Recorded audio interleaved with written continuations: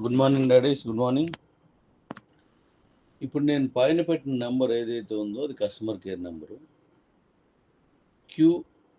DQ ఎక్స్చేంజ్లో కానీ, daddy రోబోట్లో కానీ, కేవెట్లో కానీ మీకు ఏమైనా ప్రాబ్లమ్స్ ఉంటే ఆ కస్టమర్ కేర్ నెంబర్ వచ్చి పెట్టండి. పెడితే ఆ సమస్యను మీకు వెంటనే సాల్వ్ చేస్తారు.